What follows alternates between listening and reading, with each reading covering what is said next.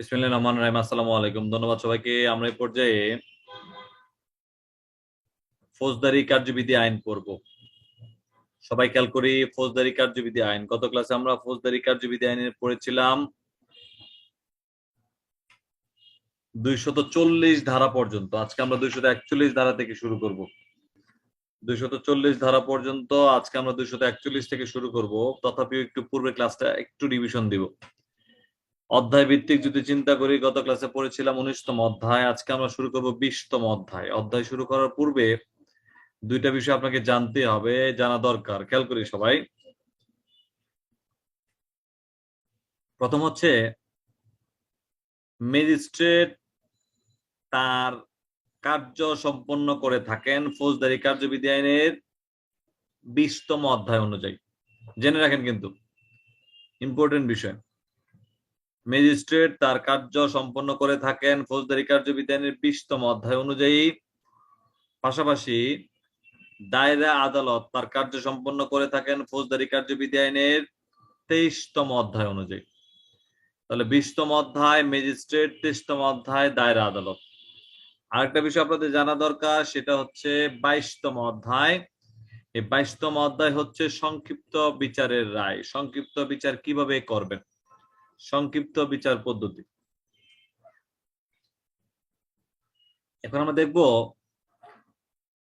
গত ক্লাসে আমরা পড়েছিলাম 19তম অধ্যায়, আজকে আমরা পড়ব 20তম অধ্যায়। 19তম অধ্যায়ের মধ্যে আমরা প্রথমে পড়েছিলাম অভিযোগ গঠন। অভিযোগে অপরাধের চূড়ান্ত পূর্ণাঙ্গ যে বিবরণ থাকবে, অভিযোগের পূর্ণাঙ্গ বিবরণ উল্লেখ থাকবে। আপনি কি অভিযোগ অপরাধ করেছেন, অভিযোগে অপরাধের পূর্ণাঙ্গ বিবরণ থাকবে 221-1।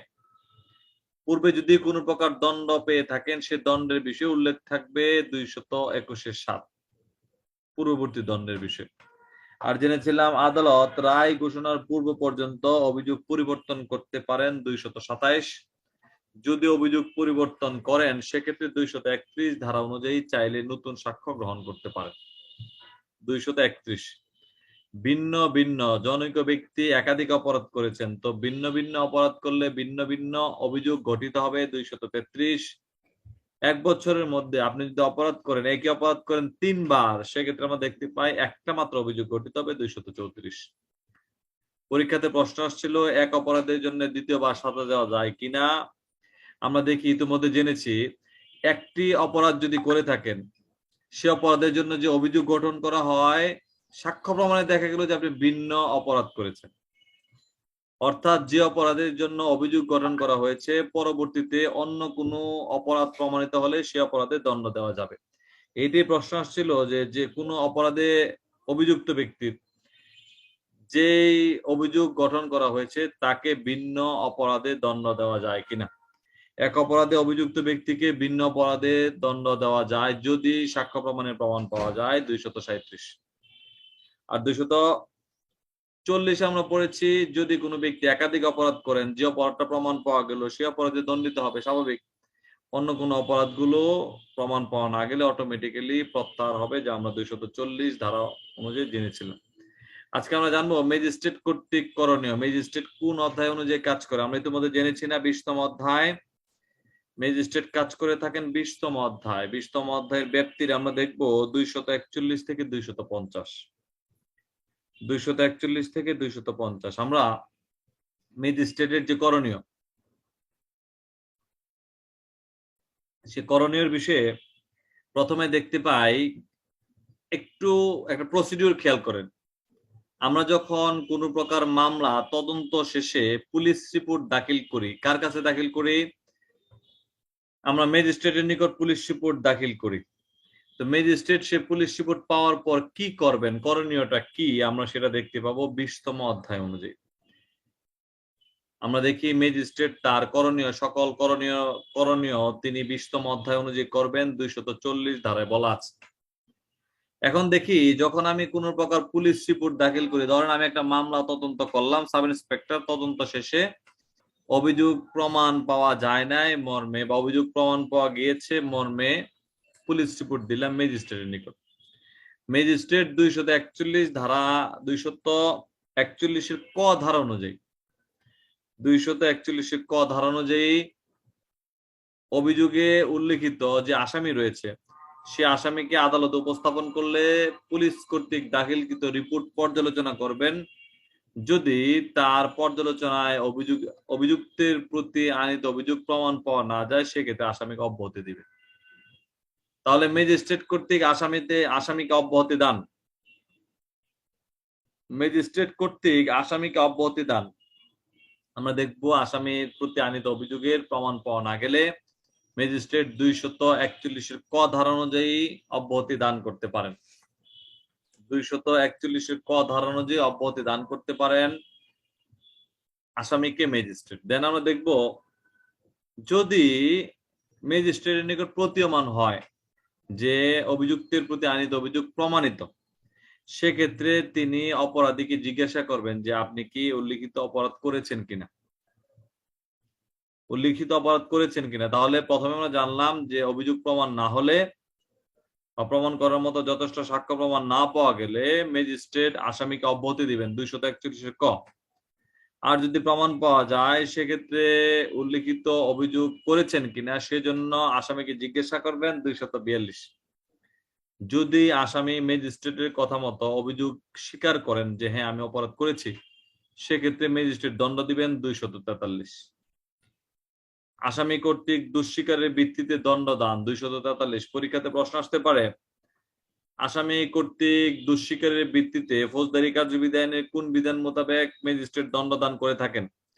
আসামি দুঃস্বীকার করলেন, সে দুঃস্বীকারের ভিত্তিতে দণ্ড দিবেন ম্যাজিস্ট্রেট 243। তবে দুঃস্বীকারের ভিত্তিতে কোনো দণ্ডদান করা হলে সেই অভিযুক্ত সে সংক্ষুব্ধ ব্যক্তি আর চাইলে আপিল করতে পারবেন না 412। দেখেন পাশে লেখা আছে দুঃস্বীকারের ভিত্তিতে দণ্ডদান 243। তবে এই দুঃস্বীকারের ভিত্তিতে দণ্ডদান করা হলে সে বিষয়ে আপিল করা যাবে না। আমরা দেখি 412 ধারায় বলা আছে, ফৌজদারি কার্যবিধি 412। তাহলে আমরা যদি সিরিয়াল মেনটেন করি, প্রথমে আমরা জেনেছি ম্যাজিস্ট্রেটের নিকট অপরাধ যদি প্রমাণ পাওয়া যায়, ম্যাজিস্ট্রেট যদি অপরাধ প্রমাণ পান সেক্ষেত্রে তিনি একটা প্রসিডিউর মেনটেন করেন, প্রমাণ না পাইলে আরেকটা প্রসিডিউর। 241 কতে আমরা দেখতে পাই অভিযোগের যদি প্রমাণ পাওয়া না যায় সেক্ষেত্রে আসামিকে অব্যাহতি দান করেন ম্যাজিস্ট্রেট 241 ক। আর যদি প্রমাণ পান সেক্ষেত্রে আসামিকে জিজ্ঞাসা করবেন যে আপনি অপরাধ করেছেন কিনা 242। যদি তিনি দুঃস্বীকার করেন, অভিযুক্ত দুঃস্বীকার করেন, অভিযুক্ত দ্যাট মিন্স অপরাধী দুঃস্বীকার করেন, সেক্ষেত্রে দুঃস্বীকারের ভিত্তিতে ম্যাজিস্ট্রেট দণ্ড দিবেন 243। তবে এই দণ্ডের ভিত্তিতে আপিল করা যাবে না 412। আপিল করা যাবে না 412। দেন আমরা দেখব 244। অনেক ক্ষেত্রে অপরাধী স্বীকার করতে চাইবে না যে না আমি অপরাধ করি নাই, সেক্ষেত্রে করণীয় কি? যদি অপরাধ স্বীকার না করে 244 ধারা অনুযায়ী ম্যাজিস্ট্রেট অভিযোগ গঠন করত সাক্ষ্য প্রমাণ সংগ্রহ করবেন। সাক্ষ্য প্রমাণ সংগ্রহকালে দেখা যায় কোন সাক্ষীকে প্রয়োজনে সমন দ্বারা তলব করতে পারে।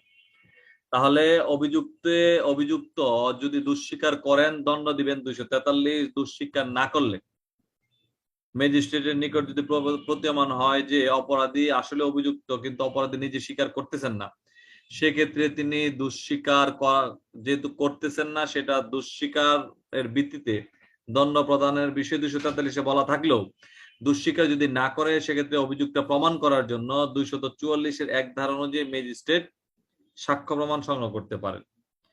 এই সাক্ষ্য প্রমাণ সংগ্রহ করার পর যদি ম্যাজিস্ট্রেটের নিকট প্রতীয়মান হয় যে সাক্ষ্য প্রমাণে আসামির প্রতি আনিত অভিযোগ প্রমাণ পাওয়া যায় নাই, সেক্ষেত্রে তিনি অপরাধীকে খালাস দিতে পারেন 245।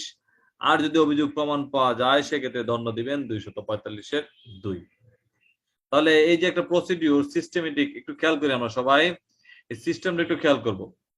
প্রথমে আমরা জেনেছি যে দুঃস্বীকারের ভিত্তিতে দণ্ড, দুঃস্বীকারের ভিত্তিতে দণ্ড 243। যদি দুঃস্বীকার না করেন সেক্ষেত্রে অভিযোগ গঠন পূর্বক সাক্ষ্য প্রমাণ সংগ্রহ করবে 244। সাক্ষ্য প্রমাণ শেষে যদি অভিযোগ প্রমাণ পাওয়া যায় সেক্ষেত্রে দণ্ড দিবে, অভিযোগ প্রমাণ পাওয়া না গেলে সেক্ষেত্রে খালাস দিবে 245। তাহলে ম্যাজিস্ট্রেট কর্তৃক করণীয়, পুলিশ রিপোর্ট ম্যাজিস্ট্রেট পাওয়ার পর অপরাধী সহ পুলিশ রিপোর্ট উত্থাপন করলে অভিযোগের প্রমাণ পাওয়া না গেলে অপরাধীকে অব্যাহতি দিবেন অভিযোগের দায় হতে 241 ক। যদি প্রমাণ পাওয়া যায় সেক্ষেত্রে অপরাধীকে জিজ্ঞাসা করবেন অভিযোগ করেছেন কিনা 242। যদি অপরাধী দুঃস্বীকার করেন সেক্ষেত্রে দণ্ড দিবেন 243। যদি দুঃস্বীকার না করেন সেক্ষেত্রে সাক্ষ্য প্রমাণ সংগ্রহ করবেন ম্যাজিস্ট্রেট 244। সাক্ষ্য প্রমাণের ভিত্তিতে যদি অভিযোগ প্রমাণ পাওয়া না যায় সেক্ষেত্রে খালাস, প্রমাণ পাওয়া গেলে দণ্ড 245। সর্বোপরি আরেকটা ধারা পড়বেন লাস্ট অফ অল, সেটা হচ্ছে বাদী মামলা করার পর প্রায়শই দেখা যায় যে তাকে ডাকার পরেও আদালতে হাজির হয় না। আদালতে হাজির হয় না, সেক্ষেত্রে করণীয় কি? বাদীকে একাধিকবার ডাকার পরেও যদি আদালতে হাজির না হয়, আসামি উপস্থিত কিন্তু বাদী হাজির নাই, সেক্ষেত্রে আদালত চাইলে, ম্যাজিস্ট্রেট চাইলে আসামিকে খালাস দিতে পারেন 247 ধারা অনুযায়ী। 247 ধারা অনুযায়ী। তাহলে আসামি খালাস পাবেন কোন কোন ক্ষেত্রে? আমরা ইতিমধ্যে জেনেছি 245, এখন জানলাম 247। 247 কি জানলাম? যদি বাদী ট্রায়ালের দিন, বিচার কার্য চলমানের দিন আদালতে উপস্থিত না থাকেন সেক্ষেত্রে আসামি খালাস পাবেন। তবে যে মামলার বাদী সরকারি কর্মচারী তিনি আদালতে হাজির না হলেও উল্লিখিত মামলার আসামিকে জামিন দেওয়া যাবে না 247। এক্ষেত্রে বিবেচ্য বিষয় হলো অপরাধী যদি অপরাধ করে থাকেন, প্রমাণ পাওয়া যায়, ইতিমধ্যে আমরা জেনেছি 245-এর 2-এ তাকে দণ্ড দেওয়া যাবে, আর প্রমাণ না পাওয়া গেলে 245-এর 1-ই খালাস দেওয়া হবে। আর যেই মামলার বাদী আদালতে উপস্থিত থাকে না, আসামি আদালতে উপস্থিত হয়, সেক্ষেত্রে আমরা দেখতে পাই আসামিকে আদালত চাইলে খালাস দিতে পারেন 247। তবে সরকারি কর্মচারী যে মামলার বাদী, সেই মামলায় সরকারি কর্মচারী হাজির হতে না পারলেও আদালত উল্লিখিত অপরাধীকে জামিন দিবেন না বা খালাস দিবেন না।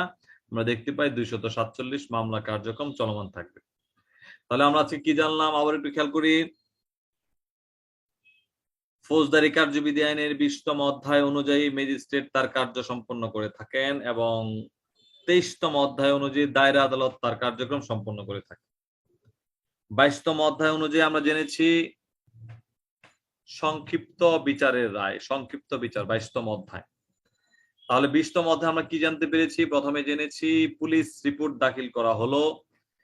পুলিশ রিপোর্ট যখন ম্যাজিস্ট্রেটের নিকট উত্থাপিত হয়, অপরাধী আদালতে উপস্থিত থাকেন, সেক্ষেত্রে ম্যাজিস্ট্রেট পুলিশ রিপোর্ট পর্যালোচনান্তে যদি দেখেন যে পর্যালোচনা শেষে ম্যাজিস্ট্রেট যদি দেখেন যে আসামির প্রতি আনীত অভিযোগ প্রমাণ পাওয়া যায় নাই, সেক্ষেত্রে ম্যাজিস্ট্রেট অপরাধীকে অব্যাহতি দিবেন 241-এর ক। যদি অভিযোগ প্রমাণ পাওয়া যায় সেক্ষেত্রে ম্যাজিস্ট্রেট অপরাধীকে জিজ্ঞাসা করবেন যে তুমি অপরাধ করেছো কিনা 242।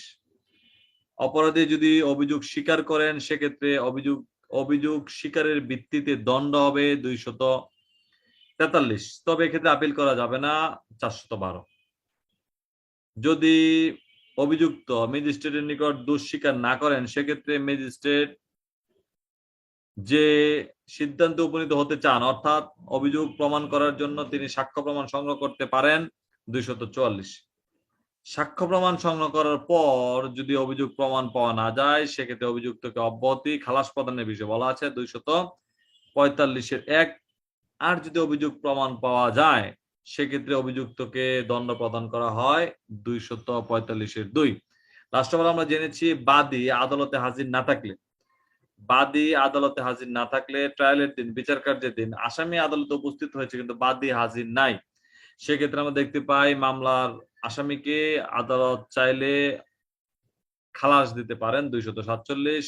তবে যে মামলার বাদী সরকারি কর্মচারী সেই মামলায় খালাস দিতে পারবেন না 247। অতএব আমরা যাই কিছুই করি না কেন, ধারাগুলো যেহেতু নতুন একটু লিখতে হবে বেশি। একাধিকবার যদি আমরা লিখে আশা করি মেমোরিতে ক্যাচ করবে। এই ধারাগুলো আমরা ইতিপূর্বে পড়ি নাই, কিন্তু সময়ের প্রয়োজনে আমাদের কিছু কিছু ধারা কাজ লাগতেছে, পরীক্ষা আসতেছে। সো আমরা কষ্ট হলেও এই নতুন ধারাগুলো একটু বেশি বেশি লিখবো, অবশ্যই বেশি বেশি লিখবো। ধন্যবাদ সবাইকে। আমরা এখন প্রশ্নোত্তর পর্বে যাব। আসসালামু আলাইকুম।